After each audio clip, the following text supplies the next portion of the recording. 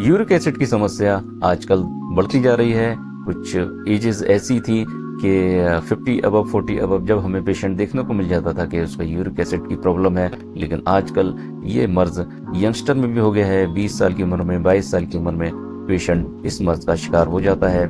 Uric acid दोस्तों एक chemical होता है जो हमारे शरीर में नॉर्मल बनता है, हमारे ब्लड में घुलकर किडनी के यूरिन के माध्यम से वो बाहर चला जाता है। हमारे शरीर नेचुरली जो है वो प्यूरिन्स को तोड़ता है। अगर इसकी मात्रा बढ़ जाए तो पेशेंट को यूरिक एसिड की दिक्कत हो जाती है।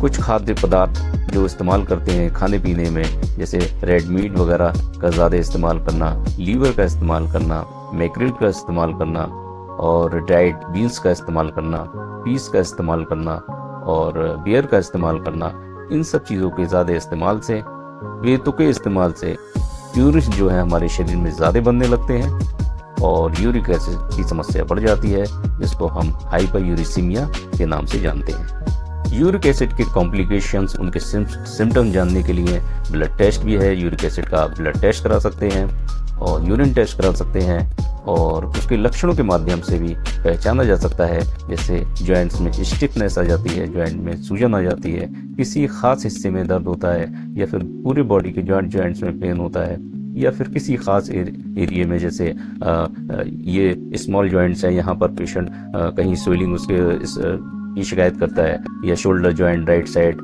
या लेफ्ट साइड शोल्डर जॉइंट की पेन की, और काफ़ी अरसे से वो जब भी मेडिसिन लेता है तो उसको ये दिक्कत दूर हो जाती है और दोबारा से पेन शुरू हो जाता है। ये यूरिक एसिड की खास इस तरह के लक्षण यूरिक एसिड में दिखाई देते हैं। अगर यूरिक एसिड अपनी नॉर्मल रेंज से बढ़ जाता है तो ये हमारे शरीर में कहीं कहीं सूजन भी दिखाई देता है, यानी पैर के टखनों में भी सूजन दिखाई देती है, स्मॉल जॉइंट्स में भी सूजन दिखाई देती है, शरीर पर यानी चेहरे पर भी सूजन दिखाई देती है।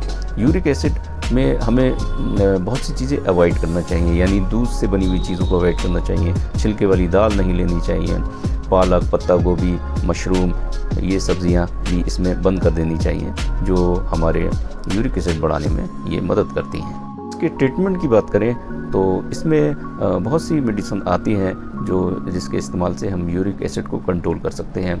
लेकिन यूरिक एसिड को सिर्फ कंट्रोल किया जा सकता है, और लेकिन हम बिल्कुल जड़ से ख़त्म करना अगर इसको चाहें तो हमें बेहद परहेज़ करना होगा। जो चीज़ें मैंने बताई हैं उनको भी रोकना पड़ेगा और अपने जो भी ट्रीटमेंट के दौरान आप ट्रीटमेंट ले रहे हैं परहेज़ करना पड़ेगा, ताकि यूरिक एसिड हमेशा के लिए आपका ठीक हो जाए, ख़ास तौर से यंगस्टर एज में। एक टेबलेट जो आती है वो एलोप्रीनॉल आती है दोस्तों। एक टेबलेट फेविस्टेट आती है, जिसके इस्तेमाल से आपका चिकित्सक आपको बताएगा कि आपके वेट के अकॉर्डिंग आपकी इन्वेस्टिगेशन रिपोर्ट के मुताबिक वो मेडिसिन आपको कितनी पावर में देनी है। इसका ट्रीटमेंट अगर हम होम्योपैथी में तलाश करें तो एक मेडिसिन 30 CH की बेंजोइक एसिड आती है, लीडमपॉल आती है, अर्टिका यूरिन्स आती है। ये मेडिसिन बहुत इफ़ेक्टिव है, जो 30 पावर में सुबह दोपहर शाम अगर इसको इस्तेमाल किया जाए तो मुमकिन है कि बहुत जल्द यूरिक एसिड बिल्कुल ठीक हो जाए और आप बिल्कुल स्वस्थ हो जाएं। तो दोस्तों, यूरिक एसिड में दवा से ज़्यादा महत्व परहेज़ का है, तो आप लोग यूरिक एसिड से बचने के साथ साथ यूरिक एसिड की जो चीज़ों से यूरिक एसिड बढ़ता है उन पर भी इंसान अगर स्वस्थ भी है तो ध्यान रखना चाहिए, ताकि ये मर्ज़ किसी को ना हो। बहुत से लोग पेशेंट मेरे पास ऐसे आते हैं जो शिकायत करते हैं कि हमें 2 साल से है, 5 साल से है, 10 साल से है, लेकिन अब ट्रीटमेंट मुमकिन है दोस्तों। कुछ परहेज़ और कुछ मेडिसिन से 3 से 6 माह के अंदर यूरिक एसिड जड़ से बिल्कुल ठीक हो जाता है और पेशेंट बिल्कुल स्वस्थ हो जाता है। धन्यवाद।